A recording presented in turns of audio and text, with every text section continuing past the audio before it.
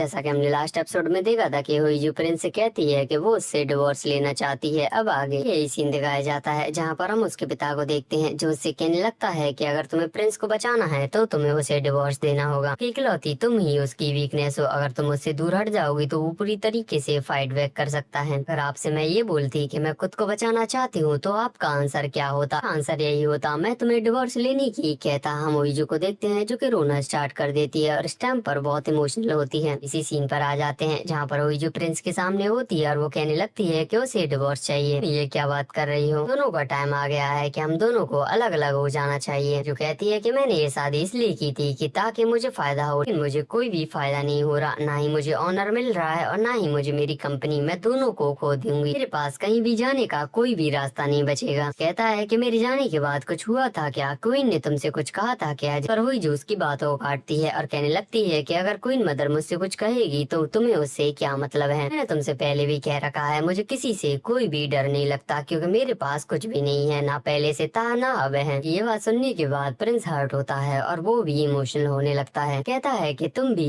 कहती है कि तुम क्या चाहते हो कि मैं तुमसे बंधी रहूं? तुमने तो कहा था कि तुम मुझे कभी भी खुद से नहीं बांधोगे। इसी में हम प्रिंस को इस जगह पर देखते हैं जहाँ पर कोई भी नहीं होता और वो इस जगह पर आकर रोने लगता है। इधर रोने के बाद वो चुप हो जाता है और बैठा हुआ रहता है, फिर अपने भाई के बारे में सोचता है और हमें ये सीन दिखाया जाता है। यहाँ पर वो अपने भाई से कह रहा होता है कि इस टाइम पर उनको आपकी जरूरत है तो आपको उनके साथ होना चाहिए। तो भाई कहता है कि मुझे नहीं लगता कि कभी भी उसे मेरी जरूरत पड़ी है और ना ही पड़ेगी। मैं चाहता हूँ कि ये सिचुएशन तुम्हारे साथ कभी भी ना हो। जिस पर वो कहने लगता है कि ऐसी सिचुएशन आएगी ही नहीं। प्रेजेंट में प्रिंस कहने लगता है कि मुझे अब समझ आ रहा है कि आप क्या कहना चाहते थे। अगले दिन हम हुईजू को देखते हैं जो कि प्रिंस के पास आती है और उससे कहने लगती है कि मैं काउंसिल हॉल में तुम्हारे साथ चलना चाहती हूँ क्योंकि मैं खुद से वहाँ पर बोलना चाहती हूँ। इस पर प्रिंस हाँ कर देता है। वहीं पर हम इन दोनों को देखते हैं जहाँ पर दो ही इसे कह रही होती है कि ये सब क्या चल रहा है, हुईजू क्या कर रही है। ये सब कुछ छुपा रहा होता है क्योंकि हुईजू ने उसे कुछ भी बताने से मना किया होता है। इस सीन में हम देखते हैं कि वो काउंसलिंग हॉल में पहुंच जाते हैं जहाँ पर सभी रिलेटिव्स और रॉयल सेक्रेटरी सब होते हैं। से काउंसलिंग हॉल मीटिंग स्टार्ट होती है। हम हुईजू को देखते हैं जो कि सभी लोगों को रोक देती है और कहने लगती है कि मैं और प्रिंस एक दूसरे से डिवोर्स ले रहे हैं। सुनते ही सभी लोग देखने लगते हैं और कहने लगते हैं कि ये आप क्या बोल रही हो। कहने लगती है कि मैंने रॉयल स्टेटस पाने के लिए सब कुछ रिस्क पे रख दिया। में जो आग लगी थी उसकी प्राइम सस्पेक्ट भी मैं थी और जिस दिन मुझे पॉइजन दिया गया था उस दिन भी मैं कोलैप्स खुद से हुई थी। तो आप ये इल्जाम किसी और पे लगाना बंद करो। यहाँ पर वो से कहने लगती है जब तक मैं रॉयल हूँ तुम मुझ पर इन्वेस्टिगेशन नहीं कर सकते, लेकिन मैं अगर इस डिवोर्स को ले लूंगी तो तुम मुझ पर इन्वेस्टिगेशन कर सकते हो। मैं चाहती हूँ कि तुम हमारे डिवोर्स को अप्रूव करो। मैं आप सभी लोगों को ये भी प्रूव कर सकती हूँ कि इसमें ग्रैंड प्रिंस का कोई भी हाथ नहीं है। कहने लगती है कि आपको प्रिंस को उसके पद से हटाने की कोई भी जरूरत नहीं है। टाइम पर हम इनको देखते हैं जिसका मुंह देखने लायक होता है। सीन शिफ्ट होता है और हम श्योंग को देखते हैं जो कि कंपनी में एंटर करता है। फरहान उसको कॉन्फिडेंस दिला रही होती है कि तुम बहुत अच्छे से स्पीच दोगे। हम देखते हैं कि वो पहुंच जाता है और बहुत ज्यादा नर्वस होता है। पर रिपोर्टर्स उसकी बहन और प्रिंस के बारे में क्वेश्चन कर रहे होते हैं। एक लेडी रिपोर्टर कहने लगती है कि वो उस दिन बैटिंग में खुद से बेहोश हुई थी। सुनते ही श्योंग को गुस्सा आ जाता है और वो अपनी कोट को निकाल कर रख देता है और कहने लगता है कि जिस लड़की के पास सब कुछ है वो खुद से जहर क्यों खाएगी। को भी देखते हैं जो कि इधर से एक मैसेज करती है और कहने लगती है कि हमने स्टार्ट कर दिया है। ये मैसेज वो चुई को भेज रही होती है। हम देखते हैं कि चुई हुईजू की तरफ इशारा करता है। हुईजू कॉन्ट्रैक्ट मैरिज में जितने भी पैसे खर्च हुए थे उसके बारे में बात करने लगती है और कहती है कि जितने पैसे भी खर्च हुए थे उससे ज्यादा आपको प्रॉफिट हुआ था। इधर हम श्योंग को देखते हैं जो कि मीडिया को बता रहा होता है जैसे कि आप सभी लोगों को पता ही होगा कि पैलेस में क्या होता है। जैसे उन दोनों के रूमर्स, पहले मैंने उससे मना किया था कि तुम्हें अपने काम पे ध्यान देना है, लेकिन मैं कर भी क्या सकता था। वो दोनों प्यार में कुछ ज्यादा ही गिर चुके थे। इसी वजह से मैंने उनको एक डिवोर्स बनाने के लिए कहा कि वो पहले कितने भी प्यार में क्यों ना हो, लेकिन अब उनकी फीलिंग्स खत्म हो चुकी हैं। शादी के पहले दिन ही उसको किसी ने जहर देने की कोशिश की और मैं अपनी बहन को बचाना चाहता था, इसलिए मैंने उसको एक कॉन्ट्रैक्ट सजेस्ट किया। यहाँ पर वो इस पेपर को भी दिखा रहा होता है। जिन जिन ने भी उनके ऊपर आर्टिकल्स छापे थे उल्टे सीधे, उन सभी के पीडीएफ मैंने रख रखे हैं। जब भी मुझे लगेगा कि उन सब ने झूठा लिखा था तो मैं उन सभी के ऊपर केस फाइल करूंगा। और ये बोलकर वो जाने लगता है कि ये स्पीच सुनकर हान तो बहुत ज्यादा खुश हो जाती है और उसकी तारीफ करने लगती है। हुईजू की पीआर टीम उसके ऊपर वर्क करना स्टार्ट कर देती है। पर हम हुईजू को देखते हैं जो कहने लगती है कि हमारी कॉन्ट्रैक्ट मैरिज से प्रिंस को कोई भी फायदा नहीं होने वाला था। जो भी फायदा होने वाला था वो मुझे होने वाला था। इसके बाद जो कुछ भी होगा वो सब मैं हैंडल कर लूंगी। जैसे ये होगा प्रिंस फिर से क्राउन की शान बन जाएगा। हम इनको देखते हैं जो कहने लगता है कि प्रिंस आप इस बारे में क्या कहना चाहते हो। ऐसे ही मैंने ये कहता है सभी लोग उसकी तरफ देखने लगते हैं और हम प्रिंस को देखते हैं जो कि दो ही की तरफ इशारा करता है। बाहर से हम कुछ लोगों को देखते हैं जो कि ये सामान लेके आ रहे होते हैं और कहने लगते हैं कि हमें रॉयल मैजेस्टी का कमांड मिला है और हमें यही फ्लैशबैक दिखाया जाता है जहाँ पर प्रिंस कहने लगता है कि मैंने कहा था कि मैं आपकी तरह नहीं जीऊंगा। उसके बाद वो इस बॉक्स को ओपन करता है जहाँ पर हम इस रेड कोट को देखते हैं। उसके बाद प्रिंस किंग से मिलने के लिए जाता है। कहने लगता है कि मैं अपना थ्रोन वापस से लेने के लिए आया हूँ। हम प्रेजेंट में आ जाते हैं जहाँ पर हम देखते हैं कि ये लोग कहने लगते हैं कि आपको राजा बनाया जाएगा। थोड़ी देर पहले का सीन भी दिखाया जाता है जहाँ पर हम किंग को देखते हैं जो कि इन सभी लोगों के सामने कहने लगता है कि इस राजगद्दी पर मेरे अंकल अब बैठेंगे। क्योंगवन को देखते हैं जो कि ये सारी बातें सुनने के बाद कहने लगता है कि ऐसा नहीं हो सकता। इसका मतलब क्या है? हम देखते हैं कि प्रिंस उसे रोकने लगता है। कहने लगता है कि क्या आप रॉयल कमांड को नहीं सुनोगे, आप यहाँ से ऐसे ही चले जाओगे। ये सुनने के बाद क्योंगवन वहीं पर खड़ा रहता है और सुनने लगता है। उसके बाद हम प्रिंस को देखते हैं जो कि जा रहा होता है और हुईजू उसे रोकती है। प्रिंस यहाँ पर थोड़ा सा गुस्से में होता है और कहने लगता है कि तुमने तो सब कुछ ही दाव पे लगा दिया। तुम्हें मुझ पर बिल्कुल भी विश्वास नहीं था कि मैं तुम्हें प्रोटेक्ट नहीं कर पाऊंगा। जो यहाँ पर कुछ भी नहीं बोल पाती और प्रिंस यहाँ से चला जाता है। क्वीन को ये सब पता चलता है। वो तो पूरी तरीके से पागल हो चुकी होती है। ईसाया बताने लगती है कि प्रिंस ने अभी वो प्रस्ताव के लिए मना कर दिया है, जिस पर क्वीन कहने लगती है कि ये सब एक फॉर्मेलिटी है। वो 3 बार मना कर देते हैं तो उन्हें शासन करना ही पड़ेगा, मतलब कि उन्हें राजगद्दी पर बैठना ही पड़ेगा। के बाद वो किंग के पास जाती है। हम देखते हैं कि किंग ने पहले ही गेट को लॉक कर लिया होता है। क्वीन जाती है और गेट खोलने की कहने लगती है। टाइम पर जोर जोर से चिल्ला रही होती है। अंदर हम किंग को देखते हैं जो कि रोना स्टार्ट कर देता है और उसे अपना पता याद आ रहा होता है। इतनी ज्यादा गुस्से में होती है कि वो कहने लगती है कि इन गेट्स को तोड़ दो या फिर तुम्हें आग लगानी पड़े तो आग लगाओ ताकि वो बाहर निकले। सुनने पर उसकी सहायिका भी शौक में होती है। तभी हम देखते हैं कि वहाँ पर मिन आ जाता है। कहने लगता है कि चलो मैं आपको आपके क्वार्टर्स तक ले चलता हूँ। उसके बाद हम देखते हैं कि क्वीन और मिन एक साथ होते हैं जहाँ पर मिन कहने लगता है कि हम इस बात को ऐसे ही नहीं फैलने दे सकते। रही बात कैबिनेट मेंबर्स की तो उनको मैं हैंडल कर लूंगा। तो कुछ भी हुआ है वो पैलेस से बाहर नहीं जाना चाहिए, मतलब कि एक भी शब्द बाहर नहीं जाना चाहिए कि अंदर क्या हुआ था। कहती है कि क्या मैं अकेली हूँ जिसको इस बात से डर लग रहा है। कहने लगता है कि मैं पहले से ही बहुत ज्यादा थक चुका हूँ तुम लोगों की इन सारी चीजों को क्लीन करते करते। कहने लगती है कि ये तुम्हें भी इफेक्ट करेगा। अगर प्रिंस एक बार भी किंग बन गया तो ग्रैंड प्रिंसेस को हमेशा उसके साथ पैलेस में रहना होगा। क्या तुम यही चाहते हो? ऐसा कुछ भी नहीं होने वाला। प्रिंस को अभी भी 2 बार मना करना है उसके इस पद के लिए। इससे पहले आपको प्रिंस को रोकना पड़ेगा, चाहे आप जो भी करो। हम दोई को देखते हैं जो कि हुईजू को बताती है कि प्रिंस यहाँ से निकल चुका है, मतलब कि पैलेस से निकल चुका है। जो इस टाइम पर उसकी चिंता करने लगती है और कहने लगती है कि उसकी जान को पहले से ही खतरा है। वो इतनी नाइट में कहाँ गया है की वजह से वो उसको कॉल करने लगती है। हम प्रिंस को देखते हैं जो कि इस टाइम पर ड्राइव कर रहा होता है और उसकी कॉल को नहीं उठाता। पर दोई कहने लगती है कि अगर आप ऐसे ही उनकी चिंता करोगे तो आप कभी भी उन्हें डिवोर्स नहीं दे पाओगे। लगती है कि मैं चोई से कह दूंगी, वो प्रिंस का पता लगा लेंगे। तब तक आपको यहीं पर रहना है, आपको कुछ भी नहीं करना है। हम हुईजू को देखते हैं जो कि इमोशनल हो रही होती है। शिफ्ट होता है और हम प्रिंस को देखते हैं जो कि इस जगह पर खड़ा हुआ होता है, मतलब अपनी कार के साथ, और यहाँ पर वो इसी बात को याद कर रहा होता है। तब उसने हुईजू से कहा था कि मैं थ्रोन पे बैठूंगा तब मेरा साथ देने वाला कोई नहीं होगा, लेकिन तुम वहाँ पर होगी। हमें ये सीन भी दिखाया जाता है जहाँ पर हुईजू से कह रही होती है कि मैं तुम्हारे साथ चलूंगी और तुम्हें चलना सिखाऊंगी। फिर हम हुईजू को देखते हैं जहाँ पर वो प्रिंस के बहुत सारे सीन्स को याद करती है जिनमें कि वो उसे प्यार जता रहा होता है और वो फिर से इमोशनल होने लगती है। उसे रियलाइज होता है कि उसने गलती कर दी है। और हम दोई को देखते हैं जो कि चोई से मिलती है और उससे कहती है कि प्रिंस बाहर गया है, जिस पर चोई कहने लगता है कि उनके पास तो रॉयल गार्ड्स भी नहीं है और वो उनको कॉल करने वाला होता है, जिस पर वो कहने लगती है मुझे पता है कि वो कहाँ पे है। वही कहता है कि तुमने ये बात मुझसे छुपाई क्यों थी, जिस पर वो कहती है कि तुमने भी तो हुईजू की बात मुझसे छुपाई थी। अगले सीन में हम देखते हैं कि वो दोनों हांग रिवर के पास आकर बैठते हैं। यहाँ पर दोई कहने लगती है, मतलब कि वो एक ड्रिंक पी रही होती है और कहने लगती है कि ये मुझे पसंद है और ये रिवर भी। नहीं तो मुझसे पूछा था कि मुझे क्या पसंद है। दोई उससे कहती है कि क्या तुम्हें ये अच्छी लग रही है, मतलब कि ये बोतल या फिर ये रिवर या फिर मैं। जैसे जो ये सुनता है वो उसकी तरफ देखने लगता है और यहाँ पर वो कोई भी आंसर नहीं देता और वो हंसने लगता है। उसके बाद वो ड्रिंक पीता है और कहने लगता है कि मुझे तो सब कुछ ही अच्छा लग रहा है। हुईजू अभी भी प्रिंस को मैसेज कर रही होती है और उसे कह रही होती है कि तुमने खाया है क्या, क्या तुम ठीक हो, लेकिन वो उसका कोई भी आंसर नहीं दे रहा होता। इस टाइम पर हम पीछे लेडी चोई को देखती हैं जो कहने लगती है कि एक बार प्रिंस भी यहाँ पर खड़े थे, उस दिन मैंने उन्हें बहुत ज्यादा खुश देखा था। लगती है कि आप दोनों एक दूसरे को प्रोटेक्ट करना चाहते हो। लेडी चोई कहने लगती है कि पैलेस के गेट बंद होने वाले हैं, आपको जल्दी से जाना चाहिए। यहाँ पर हम देखते हैं कि वो उनको हक करती है और वहाँ से निकल जाती है। अगले सीन में हम देखते हैं कि वो प्रिंस के पास पहुँच जाती है। प्रिंस कहने लगता है, मैंने सोचा था कि तुम्हारी तबीयत खराब है। कहती है कि मैं बस तुम्हारे साथ रहना चाहती थी। हम देखते हैं कि वो उसको हक करती है और कहने लगती है कि मैं आपको पसंद करती हूँ। कहने लगती है कि ये सब मैंने आपको बचाने के लिए किया था। वो प्रिंस को किस करने लगती है, जिस पर उसका कोई भी रिएक्शन नहीं होता। होइजू कहने लगती है कि क्या आपको ये पसंद नहीं आया। पर हम प्रिंस को देखते हैं जो कि उसे भी किस करता है और वो दोनों बहुत ज्यादा खुश होते हैं। ऐसे ही पूरी नाइट निकल जाती है। अगले दिन हम होइजू को देखते हैं जो कि एकदम से उठती है क्योंकि उसने डरावना सपना देखा था।